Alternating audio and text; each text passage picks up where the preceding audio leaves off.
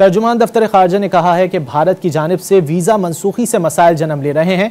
कई मरीजों को बगैर इलाज भारत से वापस आना पड़ा है। भारत से वापस आने वाले पाकिस्तानियों के हवाले से तर्जुमान दफ्तर खारजा ने कहा कि ख़ानदानों के बिछड़ने और बच्चों के वालदैन से जुदा होने की इत्तलात हैं। 30 अप्रैल वाघा अटारी बॉर्डर से वापसी की आखिरी तारीख थी। अटारी में फंसे पाकिस्तानी शहरियों का इल्म मीडिया रिपोर्ट से हुआ है।